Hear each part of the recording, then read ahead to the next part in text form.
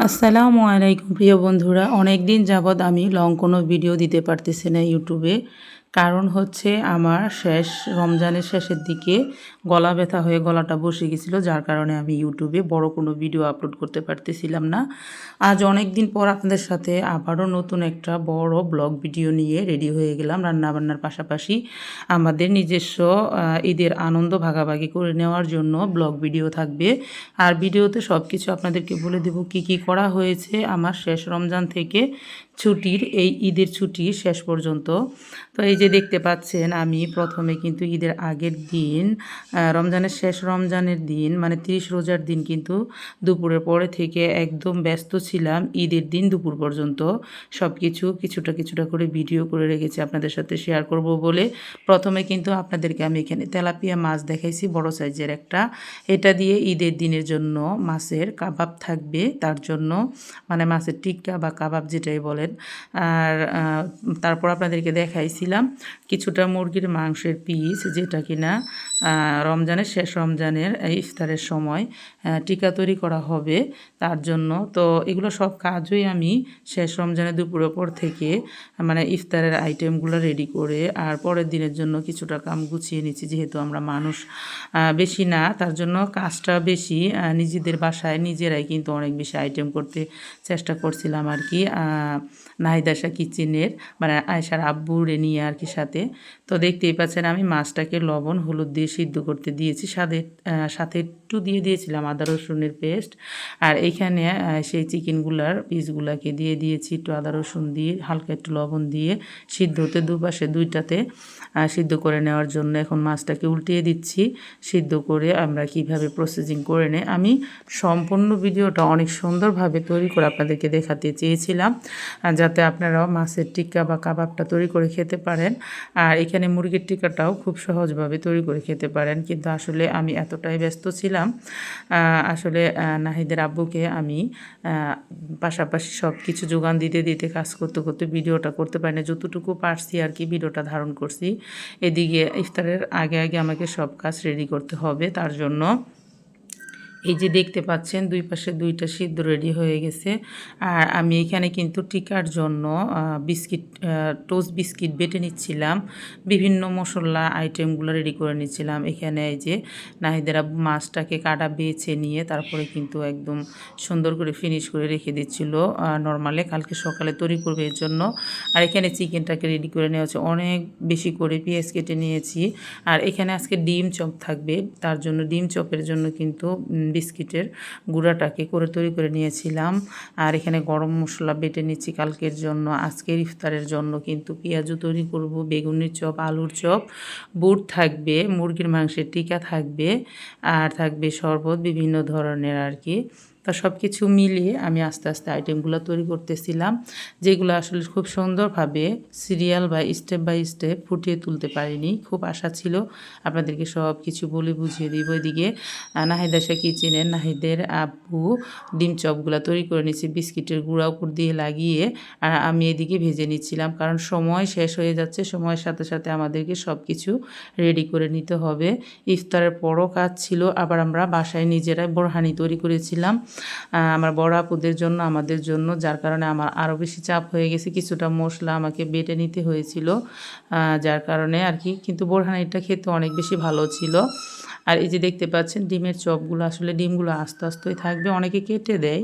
তো আমি কেটে দিতে নিষেধ করছি যে আসলে কেটে দিলে ভালো লাগবে না, খেতেও বেশ ভালো লাগবে না, তো তুমি অর্ধেক করে দাও। তো একটা ডিমকে আমরা দুভাগ করে কেটে তারপরে কিন্তু ডিমের চপগুলো তৈরি করছিলাম। একপাশে আলু ভর্তা করে আলু দিয়ে, আর ডিমের চপগুলো মাশাআল্লাহ অনেক বেশি সুন্দর ছিল, খেতেও বেশ খুব মজাদার হয়েছিল। আমার ছেলে মেয়ে এবং আমাদের বড় দুলাভাইকেও আজকে আমরা ইফতার করাবো, তার জন্য তৈরি করছিলাম। সেও অনেক ভালো করে মজা করে খেয়েছে, বলছে সব কিছুই খুব সুন্দরভাবে তৈরি করা হয়েছিল। আর আমি এইভাবেই ভিডিওটা আপনাদেরকে করে দেখিয়ে দিচ্ছিলাম যে আসলে কিচেন রুমে কাজ করার সময় কতটা গ্যাঞ্জাম হয়ে থাকে, যেগুলো পরে আবার সমাধান করতে হয়। আর অল্প স্বল্প জায়গার ভিতরে অনেক ধরনের কাজ করতে হয়, যার কারণে আর কি সব কিছু গুছিয়ে নেওয়া সম্ভব হয় না। একা একা কাজ করলে একটা করতে করতে আরেকটা পড়ে থাকে। তো ডিম চপগুলা কিন্তু আমরা 10 পিস ডিমের চপ তৈরি করব। এখন 4টা রেডি হয়ে গেছে। তো প্রত্যেকটা স্টেপে কিন্তু 4 পিস করে ভাজবো। তেলটাকে হাই হিটে গরম করে ছেড়ে দিয়ে তারপর কিন্তু ধীরে ধীরে ভেজে নেব। খুব বেশি ভাজতে হবে না, এখানে সব কিছু সিদ্ধ রেডি করা। এদিকে নাহিদের আব্বু কিন্তু এই যে চিকেনের টিক্কাটাকে রেডি করে নিচ্ছিল আর কি। চিকেনের সাথে পুদিনা পাতা, তারপর ধনিয়া পাতা, কাঁচামরিচ টরিচ, ডিম ভাঙা দিয়ে এগুলো সব কিছু দিয়ে পেঁয়াজ দিয়ে খুব সুন্দর করে রেডি করে নিচ্ছিল।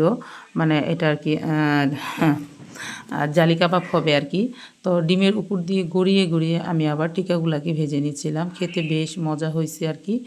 আর বাসায় তৈরি করলে এভাবে তৈরি করলে ভালো লাগে, যে দেখতে পাচ্ছেন। আর দেওয়ার কিছুক্ষণ পর পর আমি উল্টে দিচ্ছিলাম এই পাশ ওপাশ, যাতে খুব সুন্দর একটা কালার চলে আসার পর নামিয়ে নেওয়া যায়। প্রথম আমরা ভেজে দেখলাম যে হ্যাঁ খুব সুন্দর হয়েছে। তারপর একইভাবে সবগুলা কালারে মুরগির এই জালি কাবাবটাকে রেডি করে নিয়েছি। অনেকে টিক্কাও বলে, জালি কাবাবও বলে আর কি। তো দেখতেই পাচ্ছেন এভাবেই কিন্তু আমি সবগুলাকে ভাজলাম। আর এই যে প্রথম স্টেপে ভাজলাম, তারপরে আরও ভেজে নেব। তো প্রিয় দর্শক, আসলে শেষ রমজান থেকে কিন্তু আমি নিজে আর কি অনেক ব্যস্ত ছিলাম, যার কারণে অনেক কাজ ছিল। এই যে সবগুলো রেডি করে নিয়েছি। এইখানে কিন্তু আমার ডিমের চপ আর এই চিকেন জালি কাবাবটা রেডি করে নিয়েছি আজকের ইফতারের জন্য। আর কালকের জন্য থাকবে এখানে কোয়েল পাখি। আর কোয়েল পাখিটা ঈদের দিন আমরা রোস্ট করব, তাই 10 পিস কোয়েল পাখি আস্তে আস্তে রেডি করে নিয়েছি, দেখতে পাচ্ছেন। আর এটাকে রোস্টের জন্য প্রথম কিন্তু লেবুর রস দিয়ে কতক্ষণ চিপড়িয়ে রেখে লবণ আর লেবুর রস দিয়ে খুব ভালো করে ধুয়ে পানিটাকে ফেলে দিয়েছি। লেবুর রস দিয়ে প্রায় 10 থেকে 15 মিনিট রেখে দিলে এটার ভিতরে যে একটা দুর্গন্ধ আছে সেটা থাকবে না, পাখি পাখি। তো তারপর আস্তে আস্তে রোস্টগুলোকে আমরা মানে ফ্রাই করে নিয়ে তারপর আমি রান্নাটা সেরেছি। ঈদের দিনে অনেক কাজ ছিল, সেগুলো সেরে আমরা আবার পরের দিন কিন্তু বাড়িতে যাওয়ার জন্য দুপুর ট্রেন স্টেশনে ওয়েট করছিলাম আর কি। আমরা ঈদের পরের দিন যেতে পারিনি, তারপরের দিন যেতে পারছি। অনেক আগে থেকে আমরা যেতে চেয়েছিলাম গ্রামের বাড়িতে, কিন্তু যাওয়া হয়নি, কারণ ঈদের আগে আমরা টিকিট বুক করতে পারিনি। টিকিটগুলা শেষ হয়ে গেছে, যার কারণে বাচ্চা নিয়ে আমরা এতটা ভিড়ের ভিতরে আর কি যেতে পারিনি। যদি টিকিটগুলো কাটা হতো তাহলে অবশ্যই যেতে পারতাম। টিকিটটা আমরা পাইনি। যতবার চেষ্টা করছি ততবারই ব্যর্থ হয়েছি, যার কারণে আমরা ঈদের একদিন পরে যাওয়ার জন্য যদুপুর রেল স্টেশনে এসে কিন্তু অপেক্ষা করছিলাম আমাদের ট্রেনটা আসবে কখন। 5:30টায় আসার কথা।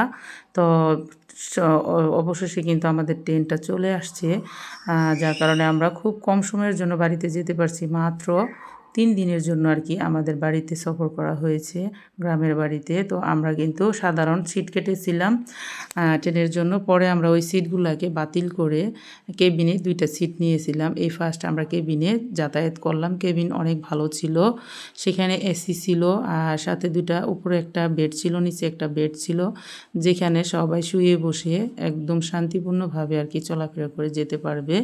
তো এইভাবে যেতে খুবই ভালো লাগছে।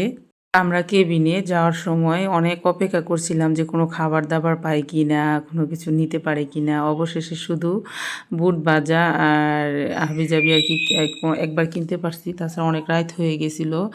আর এখন কিন্তু আপনারা এমন একটা সময় সবাই কিন্তু অনেক আগেই দোকানপাট বন্ধ করে ফেলে দেশের পরিস্থিতির কারণে, যার কারণে আমরা রাত্রের খাবারের কিছুই পাইছিলাম না আর কি। ট্রেনের খাবারগুলো আসিল, কিন্তু আমরা সেখান থেকে খাবার কিনে খাইনি। আমরা চাইছিলাম যে বাহিরের খাবারটা যেন আমরা খেতে পারি। তো যাই হোক, অবশেষে কিন্তু আমরা বাড়িতে ফিরেছি ভোর 4টা বাজে। যে দেখতে পাচ্ছেন আমাদের শেষ স্টেশনে নেমেছি চিলেহাটি। তো এইখানে কিন্তু নামার পর আমরা আর কি ভ্যান অটো যেটাকে বলে সেটা পাচ্ছিলাম না। যারা ছিল তারা অনেক বেশি ভাড়া চাচ্ছিল, যার কারণে আমরা একটু অপেক্ষা করছি, করে একটু হেঁটে হেঁটে যাওয়া শুরু করলাম। তো তখন আমরা দেখাই দিলাম যে এখানে বাংলাদেশ এবং ইন্ডিয়ার আর সীমান্ত বরাবর আর কি বোঝা যাচ্ছে যে এখানে ইন্ডিয়াতে যে ট্রেনগুলো ঢুকে সেই ব্যবস্থাও করা আছে। তো রাত্রে আমাদের ভোর হতে হতেই কিন্তু ভোরের ফর্সা হওয়ার আগেই আমরা বাড়িতে চলে গেছি। বাড়িতে যেয়ে পৌঁছাইছি, যেটা আমাদের কাছে অনেক বেশি ভালো লাগছে। আর এত কষ্টের পরেও মনে করেন নিজের গ্রামে ফিরা প্রিয়জনদের সাথে কথা বলে আনন্দ ভাগাভাগি করে নিয়ে তারপর বাড়িতে পৌঁছে ঈদটাকে উদযাপন করে, এটা কিন্তু খুব ভালো লাগে। তো পরের দিন সকালবেলা মানে ফর্সা হতেই কিন্তু নাহিদ এসে কিচেনের নাহিদ গ্রামের দৃশ্যগুলোকে ভিডিও ধারণ করে নিচ্ছিল, যেটা অপূর্ব ছিল। এত গরমের ভিতর ঢাকা শহর আর গ্রামে কিন্তু ঈদের পরও এরকম কুয়াশা পড়ছিল, শীত শীত ভাব ছিল। আমরা গিয়ে কিন্তু কম্বল লেপ এগুলো গায়ে নিচ্ছিলাম। এদিকে সজনা গাছে সজনা এসেছে, শিমুল ফুল গাছে শিমুল ফুল এসেছে, চতুর্দিকে সকলেই কিন্তু এখন ভুট্টার আবাদ করতেছে, যার কারণে চতুর্দিকে শুধু সবুজ আর সবুজ। এক পাশ থেকে আরেক পাশের বাড়িগুলো দেখা যাচ্ছে না। আর এটা হচ্ছে দুলপি শাক, মানে দলকলস যেটাকে বলে। আর এটাকে তো আমার মেয়ে ভর্তা করে খাবে বলে যাওয়ার পরে থেকে জিদ করতেছে ভর্তা খাবে। আর এই ফুলগুলো তুলে নিয়ে নিয়ে ওরা গ্রামে স্বাদ নিচ্ছিল, ফুলের থেকে মধু একটু একটু করে চুষি নিচ্ছিল। আর এটা হচ্ছে ভাটির ফুল আর কি, যেটাকে সবাই চিনে। ভাটির ফুলগুলো এই সময় ফুটেছে, খুবই ভালো লাগছে। আর বাড়িতে আমরা ঢোকার পরে পরে আমাদের ছোট্ট একটা কিউট বাবা আছে, আমার দেওরের ছেলে, ওর সাথে আনন্দ করছিলাম। ও বাড়িটাকে একদম একা করে রাখে না, বাড়িতে শুধু আমার শাশুড়ি আমার দেওরের বউ থাকে।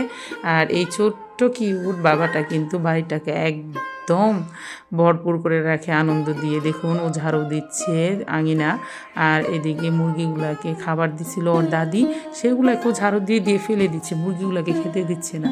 তো এটা একটা আনকমন আনন্দ আর কি। এই দেখুন এইখানে মুরগি খাবার দিচ্ছে, সেইখানে এসেও ডিস্টার্ব করতেছে, মুরগিকে খেতে দিচ্ছে না, ও এগুলো ফেলে দিতে যাচ্ছে, কি করছে না করছে, মানে ওর সাথে সময়টা খুব ভালো কাটছে।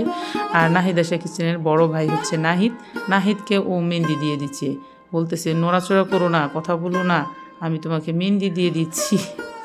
তো এই আর কি ব্যাপার। আসলে দেখুন পরিবারের সাথে মিশে থাকতে কতটা আনন্দ লাগে, কতটা ভালো লাগে। এই যে ছোট ভাই বড় ভাইকে যে মেহেন্দির ডিজাইন আঁকে দেওয়ার চেষ্টা করতেছে, আর কি যে আবুল তাবুল বলতেছে, মানে ও খুব একটা রিয়েকশন নিয়ে আসে যে ও একদম সুন্দরভাবে মেহেন্দি দিয়ে ডিজাইন করে দিচ্ছে, মানে এরকম একটা প্রিপারেশন নিয়ে আসে, দেখেই হয়তো আপনারা বুঝতে পারতেছেন। তারপর শেষে ব্যর্থ হয়ে গেল, মেহেন্দি বের হচ্ছে না।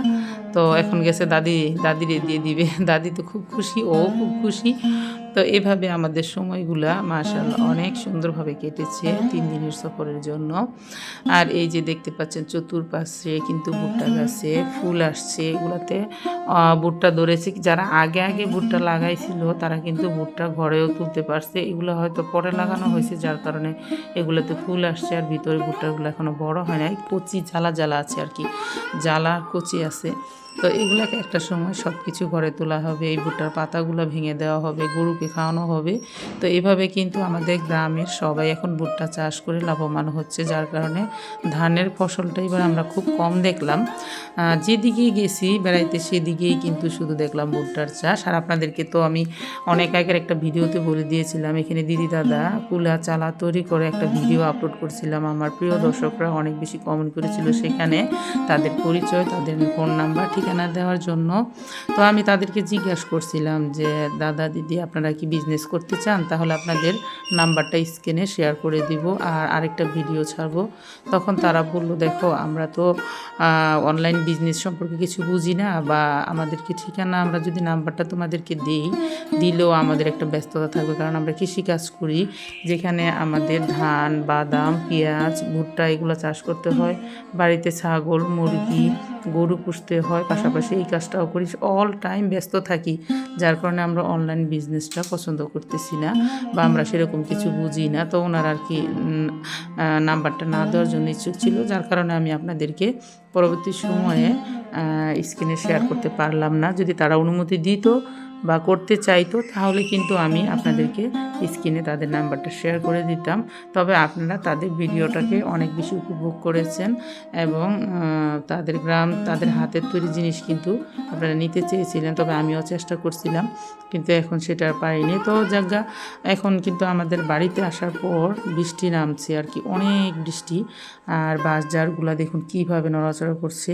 তো আমাদের এদিকে কিন্তু বৃষ্টি হলে প্রচণ্ড বৃষ্টি হয়, যেই কথাতে আমার শাশুড়ি বলে তুমি যখনই বাড়িতে আসো ঠিক তখনই কিন্তু সবসময় বৃষ্টি হয়, তো তুমি কিন্তু বৃষ্টির সাথে নিয়ে আসো, এরকম একটা আনন্দ আর কি আমরা করছিলাম, হাসাহাসি করছিলাম। তো সেই মুহূর্তে বৃষ্টি কিন্তু প্রতিদিনই কম বেশি হচ্ছিল আর কি। আর আসলে এটা সত্যি, আমি যতবার বাড়িতে বেড়াতে যাই ততবারই কিন্তু বৃষ্টি থাকে, যার কারণে অনেক জায়গায় ঘোরাঘুরি করাও সমস্যার সম্মুখীন হতে হয়। একদিকে আল্লাহর রহমতের বৃষ্টি হচ্ছে, যেটাকে আসলে কিছু করার নেই, কারণ এখানে আল্লাহর রহমত হয়েছে বলেই কিন্তু বৃষ্টিটা হচ্ছে। বৃষ্টিও আমাদের জন্য অনেক বেশি প্রয়োজনীয়। তো পাশাপাশি কিন্তু পরের দিন সকালবেলা মানে রাত্রে বৃষ্টি হয়েছিল সন্ধ্যার দিকে থেকে শুরু করে, এই যে একটা শাক আপনাদেরকে পরিচিত করে দিই। এই শাকটার নাম হচ্ছে পাবা শাক, আর এই শাকটার গ্রামটা অনেক সুন্দর। আমি আর আমার সন্তানের বাবা ওরা কিন্তু আমরা এই খাবারটা খেতে খুব ভালোবাসি, যার কারণে আমার শাশুড়ি এক পাশে এই শাকটা সবসময় আমাদের জন্য তৈরি করে রাখে। আমি গেলে রান্না করে দিতে বলে, তখন আমরা খাই। আর এদিকে আমার দেওর গাছের পান পাড়ছিল আর কি, আমরা পান খাবো বলে। সুপারি পান আমাদের নিজেরই আছে, আর ও যখনই ছুটি পায়, বাড়িতে কোনো পুরুষ মানুষ থাকতে পারে না, তখনই হাতের কাজগুলো করে। এই যে মরিচ গাছ ও নিচে লাগাই রেখে গেছে, এর আগে এখন ফুল আসছে, ও আবার এগুলাকে পরিচর্যা করতেছে খুব সুন্দরভাবে। মানে ও একটা সময় বসে থাকে না, যতটুকু সময় বাসাতে ছুটি কাটায় ও হাতের কাজগুলো করতে থাকে, খুব পছন্দ করে এটা সেটা করতে। মানে কুটিনাটি যেসব কাজগুলো আছে করে থাকে, যাতে হাতের কিছু খাবার নিজেরা খেতে পারে। আর এখানে আমার শাশুড়ি একটা পুঁই শাক গাছ তৈরি করেছিল, গাছটা অনেক বেশি উপরে উঠে গেছে। আমি প্রত্যেকবার বাড়িতে আসলে বিভিন্ন শাক এগুলো উঠাইয়া রান্না করি, যেটা আমার শাশুড়ি অনেক পছন্দ করে, অনেক এনজয় করে, তার জন্য সে তৈরি করে রাখে। ফোনেও বলে তুমি বাড়িতে আসলে এগুলো করবা, আমি এগুলো এরকম করে রাখছি তোমার জন্য। লাউ শাক রাখছি, পুঁই শাক রাখছি, হাতের মরিচ আছে, কলার মোচা আছে, যেগুলো তুমি রান্না করবা, তোমার রান্না অনেক ভালো লাগে। আর আমি গ্রামের অনেক দৃশ্যই আপনাদের মাঝে তুলে ধরতে চাই, কিন্তু আমার হাতে রান্না সবাই খেতে পছন্দ করে বলে আমি রান্নার ঘরেই কিন্তু ব্যস্ত সময় কাটাই বেশি, তখন আর কি তোলা হয় না। তো আপনাদেরকে ভিডিও দিব সেই নিয়তে কিন্তু আমি আমার দাদা যেই কাজটা করছিল, মানে কুলার যে ফ্রেমগুলো তৈরি করে সেগুলো কাটাকাটি করছিল, তুলে ধরার চেষ্টা করছিলাম। পরে তারা যখন নিষেধ করে দিল যে না আমরা অনলাইন বিজনেস করতে চাই না, তখন আর সেভাবে ভিডিওটা করা হয় নাই। কিন্তু তারা বাঁশ থেকে কিভাবে পাতি তুলে তারপর নিজের হাতে কুলা চালা বিভিন্ন জিনিস তৈরি করে, সেটাই আর কি আপনাদেরকে দেখাতে চাইছিলাম। আর তারা কৃষক, আর এই যে দেখতে পাচ্ছেন তাদের ছাগলটা কিন্তু অলরেডি প্রেগনেন্ট, আর এটা কিন্তু অল্প কিছু দিনের ভিতরে বাচ্চা দিবে। তো তাদের অনেক কাজ থাকে, যার কারণে আসলে তারা ইচ্ছুক না, মানে তারা অবসর সময়টুকুতে এই কাজগুলো করে আর কি, কখনো বসে থাকে না। তো এর জন্যই আপনাদের মন খারাপ করবেন না।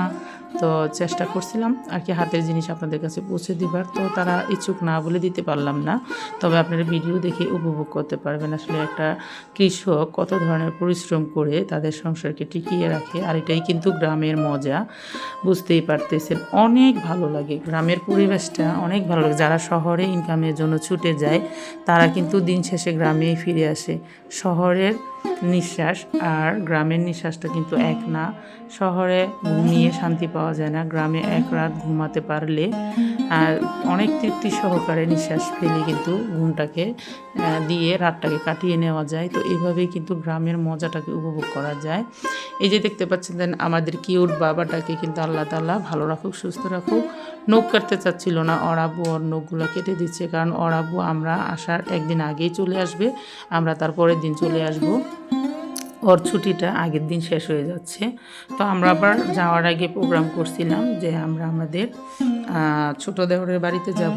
ওর বউ সেখানে বাবার বাড়িতে আর কি, ওর ছোট একটা মেয়ে হয়েছে, প্রথম মেহমান আমাদের পরিবারের আরেকজন বাড়লো আর কি, মেয়েদের সংখ্যা, মানে নাহিদা শেখি চিনের আয়েশার বোন হয়েছে। তো সবাই মিলে সেখানে আমরা যারা যারা বাড়িতে ঈদ করতে গেছিলাম, সবাই আমরা ওদের বাড়িতে যাব বলে রওনা হয়েছি। একসাথে আমার শাশুড়ি, আমার বড় যা, আমি, আমার ছোট যা, দেবর, এরা সবাই, আমার সন্তানরা, আমার জায়ের সন্তানরা সবাই আর কি। তো সেখানে যেতে যেতে আমরা রাস্তার ভিডিওটা করে নিয়েছিলাম, বাজারের ভিডিও করেছি। বাজার থেকে আমরা কিছু মিষ্টান্ন জিনিস নিয়েছি, আর আমাদের নতুন মেয়ের জন্য কিছু ছোট ছোট 2 সেট কাপড় কিনেছিলাম, যেগুলো ওকে গিফট করা যায় তার জন্য। আর আমরা প্রথমে কিন্তু এসে বাজারের ভিতরে পুরি আর চা নাস্তা করছিলাম। চা নাস্তাটা করে তারপরে কিন্তু আমরা রওনা দিয়েছি যাওয়ার পথে। তো সেই পথে যেতে যেতে আপনাদের গ্রামের দৃশ্যগুলো আর কি দেখাচ্ছিলাম, যে আমাদের গ্রামটায় চতুর্পাশে দেখুন কিভাবে সবুজের সমারোহ ভরপুর, আর দেখতে কতটা ভালো লাগে। রাস্তাঘাটগুলো কতটা বেশি উন্নত, কতটা ভালো লাগে। অনেক রাস্তা আগে ছিল না, এইসব জায়গা ধুধু ভালো চড়ছিল। এখন এই রাস্তাগুলো এত সুন্দরভাবে হয়েছে, যার কারণে একটা গ্রামের উন্নতির দিকে আগাচ্ছে। আর যাতায়াত করতে খুব বেশি ভালো লাগে, আমার কাছে তো অনেক ভালো লাগে ঠান্ডা শীতল বাতাসের সাথে এইভাবে ভ্যান দিয়ে ঘুরে বেড়াতে। আমার কাছে মনে হয় একটা পার্কের থেকে কোনো কিছু কম না আর কি এনজয় করাটা। তো যেখানেই যান না কেন আপনি প্রকৃতির সাথে মিশে যাবেন, প্রকৃতি আপনাকে অনেক বেশি ভালোবাসা দিবে, যার কারণে এতটাই ভালো লাগে গ্রামের পরিবেশগুলোকে। তো আমরা গন্তব্যে পৌঁছেই গিয়েছি লাস্ট মুহূর্তে। যাওয়ার পর এই তো মাশাআল্লাহ আমাদের নতুন আরেকজন পরিবারের সদস্য এসে গেছে, তাকে দেখে নিলাম। তো সবাই ওর জন্য দোয়া করবেন, ওকে একটু পরেই কিন্তু 3টা সুই দেওয়া হবে, কান্নাকাটি করবে, তার আগে আমরা পৌঁছে ওকে দেখে নিয়েছি। তো সবাই দোয়া করবেন। এটা হচ্ছে আমাদের ছোট দেওরের মেয়ে। তো সেখানে আমরা বাড়িতে দুপুরে খাওয়া দাওয়া সেরে পরে আবার কিন্তু রওনা হয়েছিলাম। তো আমরা তাদের বাড়িতে পৌঁছে তাদের বাড়ির চতুর্পাশটা একটু ভিডিও করে নিচ্ছিলাম, আর তারা আমাদের জন্য নাস্তা রেডি করেছে। এখানে অনেক ধরনের নাস্তা রেখেছে আর বলছে আপনারা এসে আগে এগুলো খেয়ে নেন, পরে ভাত খাবেন। তো আমরা সবাই একটু একটু করে সব কিছু ট্রাই করছিলাম, আর আমিও একটু ভিডিও করে নিলাম যাতে আপনাদেরকে দেখাতে পারি গ্রাম অঞ্চলে কীভাবে কি করা হয়। সেইখান থেকে দুপুরে আমরা বের হয়ে আমার বড় জায়ের বাড়িতে গিয়েছিলাম, ওর বাবার বাড়িতে। ও বলছে যে অনেক দিন ধরে তো আমার বাবার বাড়িতে যাওয়া হয় না, চলো এই সময়ে বের হয়েছো দেখে নিবা। তো আমরাও বলছি ঠিক আছে, সুযোগে সদ্ব্যবহারে দেখে নিই। তো যার কারণে দেখে নিলাম, ওদের বাড়িতেও ঘুরে আসলাম, খুব একটা সময় নিইনি, অল্প সময় ঘুরে টুরে কিন্তু আবার বাড়ির পথে রওনা হয়ে চলে আসতেছি। এখন বাড়িতে সবাই ফিরে আসলাম। তো এই অল্প সময়ের ভিতরে সবার সাথে এতটা বেশি আনন্দ করে মিলেমিশে থাকাটা আমার কাছে কোনো অংশেই খারাপ লাগেনি। তো আপনাদেরকে কিন্তু দেখিয়ে দিচ্ছি, এটা হচ্ছে আমাদের গ্রামের রাস্তা, অনেক ভালো লাগে আমাদের গ্রামের রাস্তাটা কিন্তু। তো পরের দিন কিন্তু আমার দেওর চলে যাবে, আমরা তার পরের দিন যাব, তার জন্য ওর জন্য রান্না করছিলাম। একটা আফসোস ছিল, ও গরুর ভুঁড়ি খেতে চেয়েছিল, ভুঁড়িটা আমরা এনেছি, রান্নাও করেছি, কিন্তু ওকে খাওয়াতে পারিনি, কারণ ওর ট্রেনের সময়টা তখন শেষ মুহূর্তে। ও শুধু গরুর মাংস দিয়ে ভাত খেয়ে চলে গেছে, কিন্তু ভুঁড়িটা খেতে পারেনি, সেটা আমরা পরে খেয়েছি আর আফসোস করেছি। আর এখানে নাহিদ আয়শা কিচেনের, নাহিদ এই ঘরে থাকতো আর আয়শা আমরা অন্য ঘরে থাকতাম, যেটা গ্রামের পরিবেশে থাকা আর কি। দেখতেই পাচ্ছেন এভাবেই কিন্তু গ্রামে থাকা হয়, কিন্তু এই ঘরে থাকাটা কত যে শান্তিপূর্ণ সেটা আসলে আপনার বিল্ডিং ঘরে শুয়ে থেকে সেই স্বাদটা গ্রহণ করতে পারবেন না। আর আমি সবসময় আসার আগে আমার শাশুড়ি আমার জন্য বিছনা একদম রেডি করে রাখে। তো এই যে আমাদের গ্রামের বাজার থেকে আমরা কিছুটা মাছ, আর এখানে মানে আমরা যেদিন চলে যাব সেদিনকার বাজারটা সেরে নিচ্ছিলাম। আর এখানে কিন্তু বাজারের ভিতরে তারা এই যে কাটা মুরগির মাংস আর কি, আমাদের এখানে মুরগির মাংসটাকে যেই মুরগি হোক তারা কেটে যতটুকু প্রয়োজন ততটুকু বিক্রি করে, যে যতটুকু নিতে পারে চাহিদা অনুযায়ী, তারা কোনো জোরাজুরি করে না, কিন্তু দামটা একটু বেশি রাখে। আর এই হচ্ছে পঞ্চগড়ের ফেমাস খাবার সয়াবিন, সয়াবড়ি যেটাকে বলে। সব কিছু বাজার করে বাড়িতে ফিরছিলাম আর কি, লাল মুরগি কিছু, কলিজা কিছু, হাত পা কিছু, ব্রয়লার মুরগির হাত পা নিয়ে, যেটা আজকে রান্না করব আর কি। দুপুরে বিরিয়ানি রান্না করব মুরগির গোস্ত দিয়ে, পাশাপাশি সেটাও রান্না করব যদি বিকালে আমরা খেয়ে যেতে পারি, সেই আশায় আর কি। তারপর আমরা দুপুরে কিন্তু বাড়িতে যাওয়ার পর বিরিয়ানি রান্না করছিলাম, আর সেটা কিন্তু আপনাদের সাথে ভিডিও করে শেয়ার করা হয়নি। আর এদিকে আমরা ফিরছিলাম বাড়ি থেকে, তখন কিন্তু রাত্রে ডিনারের জন্য ফুড ভিলেজে নামানো হয়েছিল। সেখানে মাত্র সময় ছিল 25 মিনিট, যার কারণে আপনাদেরকে সব কিছু তুলতে পারি নাই। তো আস্তে আস্তে অনেকটা সময় লেগে গিয়েছিল, কারণ গাড়িতে তেল ছিল না, রাস্তার পরিস্থিতি খুবই খারাপ ছিল, আমাদের গাড়িটা ঠিকমতো পৌঁছাতেও পারেনি। তো এই অবস্থায় কিন্তু আমরা অনেক সময় জার্নি করেছি। আর এখানে অর্ধেক সারা রাস্তা থামতে থামতে আসছে তেল নাই বলে। আর ওরা বলছে ভিডিও করো না, কারণ আমরা যমুনা ব্রিজের ওই পাশে প্রায় 2 থেকে 4 ঘন্টা ওয়েট করার পর এই তেলগুলো সংরক্ষণ করে নেওয়া গেছে। তারপর ব্রিজে উঠে আরেকটা দুর্ঘটনার সম্মুখীন হয়েছি আমরা। ব্রিজে ওঠার পরে একটা ট্রাক আমাদের পিছন থেকে ধাক্কা দিয়ে পিছনের বাম পাশটা একদম নষ্ট করে দিয়েছে, বাম্পারে মেরে দিয়েছে। তো তখন ওই ট্রাক ড্রাইভারের কাছে কিন্তু ধরা হয়েছে, তাকে ধরে নিয়ে এখানে একটা গ্যাঞ্জাম সৃষ্টি হয়েছে, জরিমানা চাওয়া হচ্ছিল। তো এখানেও প্রায় 1-1.5 ঘন্টা দেরি হয়ে গেছে। এইভাবে করতে করতে আমরা আগের দিন 5টা বাজে রওনা হয়েছিলাম, পরের দিন দুপুর 12টায় পৌঁছেছি, বাসায় আস্তে আস্তে 2টা বেজে গেছে, মানে 21 থেকে 22 ঘন্টা জার্নিং করা হয়েছে, যার কারণে আসলে এই অবস্থা। তারপর অনেক আনন্দ ভোগ করছি। তো আপনাদেরকে দেখাই গাড়িটা কিভাবে ক্ষতিগ্রস্ত হয়েছে, যার কারণে আমরা ড্রাইভারকে সবাই মিলে আটকে রেখে তার কাছ থেকে জরিমানা আদায় করে তারপর কিন্তু তাকে ছাড়া হয়েছে। তো সব কিছু মিলেমিশে কিন্তু আমাদের ঈদের আনন্দটা এইভাবেই কাটলো। প্রিয় দর্শক, কেমন লাগলো আজকে আমার ব্লগ ভিডিও? আশা করি ভালো লাগছে। তবে সকলেই ভালো থাকবেন। আজ এই পর্যন্তই। আল্লাহ হাফেজ।